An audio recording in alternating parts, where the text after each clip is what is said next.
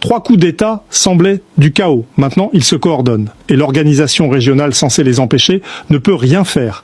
Dans cette analyse, je vais vous montrer pourquoi les 3 coups militaires en Afrique de l'Ouest, Mali, Burkina Faso, Niger, ne représentent pas simplement une période d'instabilité chaotique. Ils forment un pattern délibéré. Ces 3 gouvernements militaires coordonnent maintenant leur politique, leur position diplomatique et potentiellement leur sécurité. Pendant ce temps, l'ECOWAS, la communauté économique des États de l'Afrique de l'Ouest, l'organisation régionale censée promouvoir la démocratie et empêcher les coups, se révèle complètement impuissante. Elle n'a renversé aucun de ces coups. Ces sanctions sont ignorées. Ces menaces d'intervention militaire sont vides. Et maintenant, ces 3 pays discutent ouvertement de quitter formellement l'ECOWAS ou de créer une structure parallèle. Ce n'est pas du chaos. C'est l'effondrement d'un ordre régional et la naissance d'un nouveau bloc de pouvoir. Commençons par comprendre la séquence des coups. Le Mali d'abord, en août 2020. L'armée renverse le président Ibrahim Boubacar Keïta. Les militaires, dirigés par le colonel Assimi Goïta, prennent le pouvoir. L'ECOWAS proteste, impose des sanctions, menace d'intervention, rien ne change. En mai 2021, Goïta fait un second coup pour consolider son contrôle. L'ECOWAS sanctionne à nouveau. Toujours rien. Le Mali expulse progressivement les forces françaises et invite Wagner, les contracteurs russes, pour la sécurité. Puis le Burkina Faso, en janvier 2022. L'armée renverse le président Roch Marc Christian Kaboré. Le lieutenant-colonel Paul-Henri Sandaogo Damiba prend le pouvoir. L'ECOWAS suspend, sanctionne. Mais en septembre 2022, un autre coup. Le capitaine Ibrahim Traoré renverse Damiba, donc 2 coups en une année. L'ECOWAS condamne, sanctionne encore. Résultat, rien. Le Burkina Faso expulse aussi les forces françaises et se rapproche de la Russie. Enfin, le Niger, en juillet 2023, la garde présidentielle, l'unité militaire censée protéger le président, fait le coup. Le général Abdourahmane Tchiani renverse le président Mohamed Bazoum. Cette fois, l'ECOWAS réagit encore plus durement. Sanctions lourdes, menaces d'intervention militaire dans les semaines. L'organisation fixe même une date limite. Mais cette date passe. Rien ne se passe. Le Niger expulse l'ambassadeur français, puis les troupes françaises, et commence une coopération sécuritaire avec la Russie. 3 coups, 3 pays, 3 fois l'ECOWAS promet d'agir, 3 fois elle échoue complètement. ECOWAS a été créée pour empêcher les coups d'État, 3 ont eu lieu. Elle peut les renverser? Non. Ces sanctions fonctionnent? Non. Ces menaces d'intervention? Vide. Que signifie une organisation régionale qui ne peut rien faire? Maintenant, regardons ce qui rend cette situation différente d'une simple série de coups isolés. Ces 3 gouvernements militaires ne sont pas en compétition. Ils se coordonnent.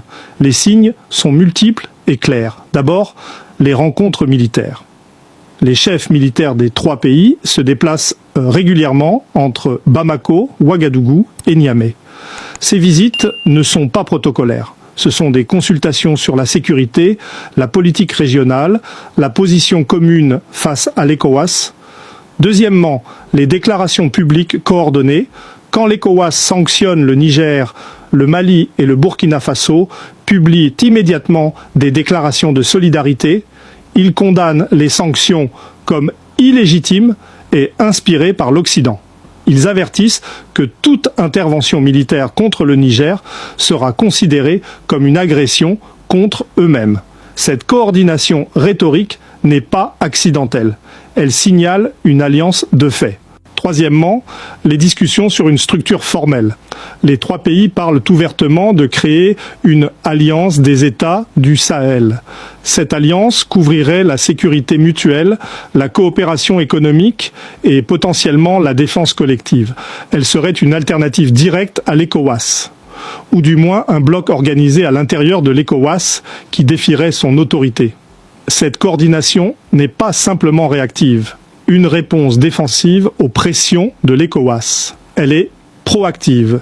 Ces trois gouvernements construisent délibérément une structure alternative de pouvoir régional et ils le font avec le soutien implicite de la Russie qui voit cette coordination comme favorable à ses intérêts dans la région.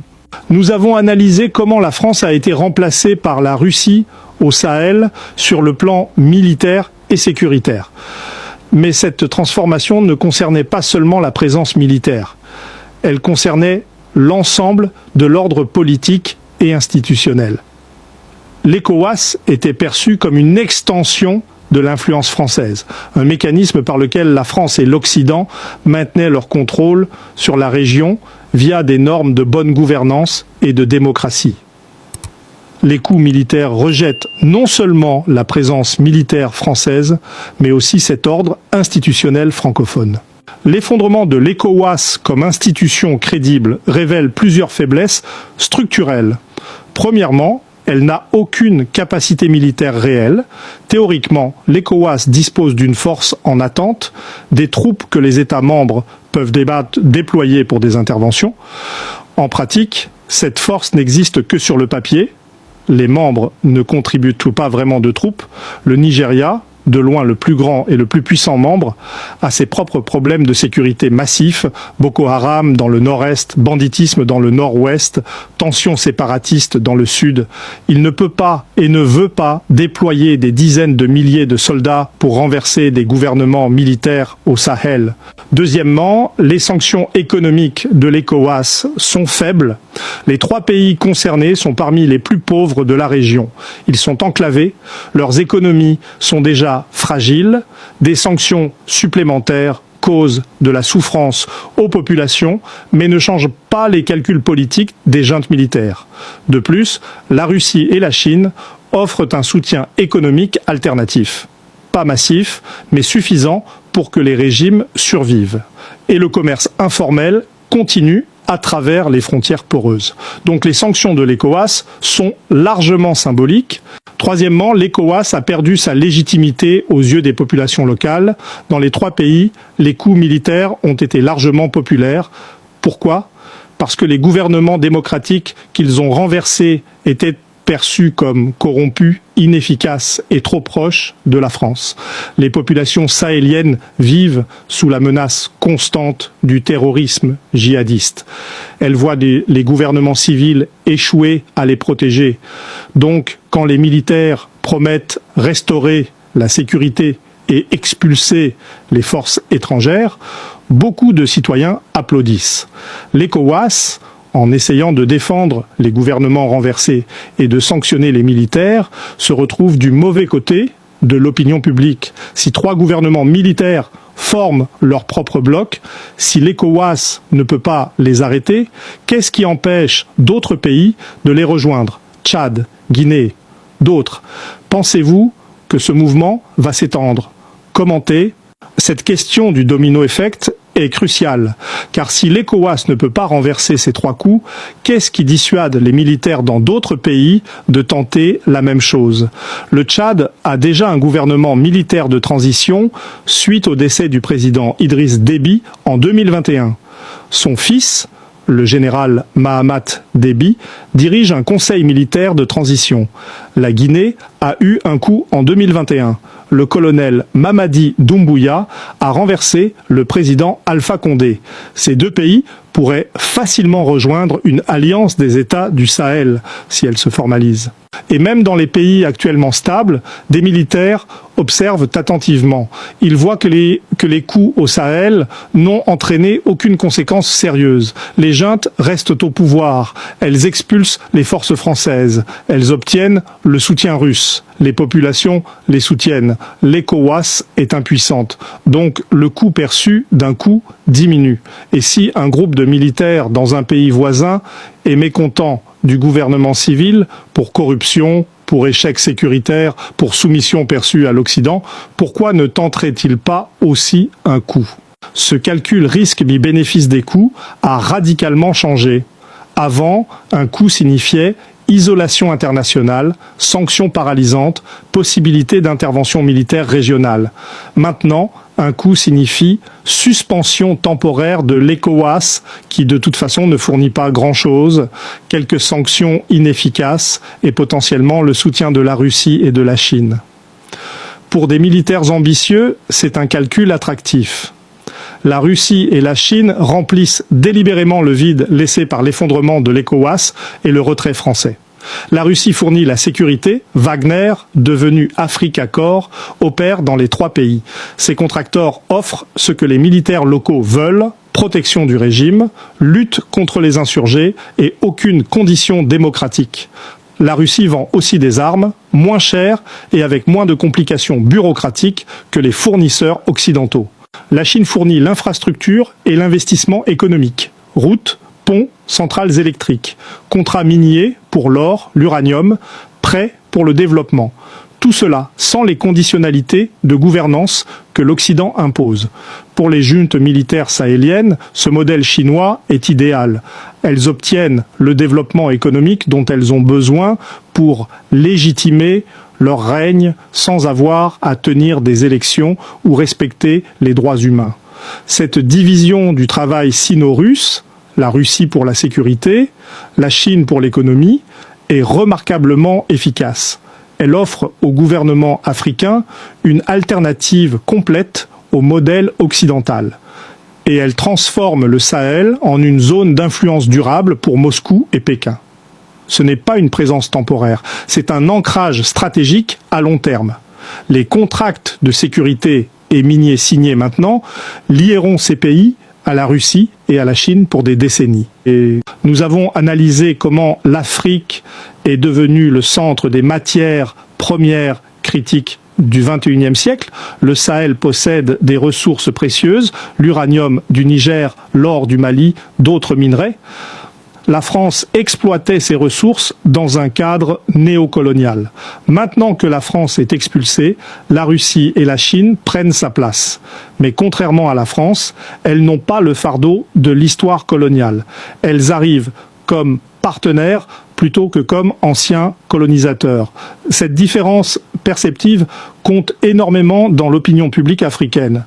Les scénarios futurs pour l'ECOWAS et le Sahel dépendent de la capacité de l'organisation à retrouver une crédibilité. Le scénario optimiste, l'ECOWAS réalise que son approche actuelle, sanctions et menaces, ne fonctionne pas. Elle adopte une stratégie plus pragmatique. Elle dialogue avec les juntes militaires. Elle offre des incitations pour une transition graduelle vers un gouvernement civil. Elle cesse de conditionner son soutien à des élections immédiates et accepte des transitions plus longues. Dans ce scénario, les 3 pays restent dans l'ECOWAS, mais avec une relation redéfinie. L'organisation survit en s'adaptant. Le scénario probable, l'ECOWAS continue sa posture actuelle, mais sans moyen de l'imposer.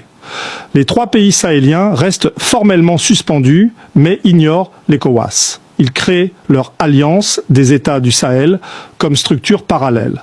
Cette alliance gère la sécurité, la coopération économique sans référence à l'ECOWAS.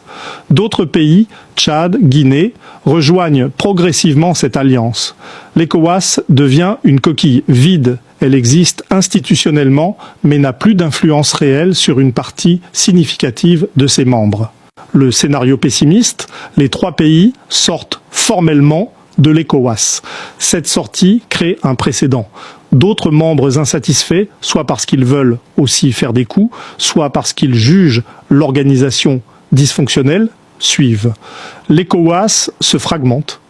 L'Afrique de l'Ouest perd son principal mécanisme d'intégration régionale. Le commerce, la circulation des personnes, la coopération sécuritaire, tout ce que l'ECOWAS facilitait, se détériore. La région entre dans une période de fragmentation et de compétition plutôt que d'intégration. Quand un ordre régional s'effondre, qui remplit le vide, nous le savons déjà, la Russie pour la sécurité, la Chine pour l'économie, ce n'est pas du chaos, c'est un remplacement prévisible. Partagez votre réflexion dans les commentaires. Cette logique de remplacement est importante à comprendre, car elle réfute le narratif occidental selon lequel les coups sahéliens créent du chaos et de l'instabilité. En réalité, il crée un nouvel ordre, différent de l'ordre francophone précédent, mais un ordre néanmoins. Cet ordre repose sur les militaires pour le contrôle interne, la Russie pour la sécurité externe et la Chine pour le développement économique. C'est un modèle autoritaire et transactionnel plutôt que démocratique et fondé sur des valeurs. Mais c'est stable dans sa propre logique. Les populations sahéliennes préfèrent-elles ce modèle? Beaucoup semblent penser que oui, au moins pour le moment. Elles sont fatiguées des promesses démocratiques non tenues. Elles veulent la sécurité face au terrorisme. Elles ressentent le besoin de dignité nationale, ce qui signifie se libérer de la domination perçue de la France. Si les juntes militaires peuvent fournir sécurité et dignité, même au prix de la liberté politique, une partie significative de la population l'accepte. Cette acceptation n'est pas permanente. Si les juntes échouent à améliorer la sécurité ou l'économie, elles aussi feront face au mécontentement. Mais pour l'instant, elles bénéficient d'un capital politique. L'effondrement de l'ECOWAS a des implications au-delà du Sahel. Il révèle la fragilité des institutions régionales africaines construites après l'indépendance. Ces institutions étaient souvent modelées sur des concepts occidentaux d'intégration. Elles promettaient démocratie, développement, paix. Mais beaucoup n'ont pas tenu ces promesses. Donc quand elles sont testées par des coups, des crises, des conflits, elles s'effondrent rapidement. L'Union africaine elle-même, l'organisation continentale, fait face à des défis similaires. Elle ne peut pas résoudre les conflits majeurs, elle ne peut pas imposer ses décisions, elle devient de plus en plus symbolique. Cette érosion institutionnelle crée un vide de gouvernance et les puissances extérieures, Russie, Chine, mais aussi Turquie, Émirats, d'autres, s'y engouffrent.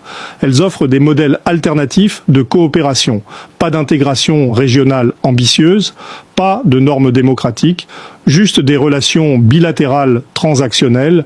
Ces modèles sont plus simples, plus flexibles et souvent plus attractifs pour les gouvernements africains qui veulent éviter les conditionnalités.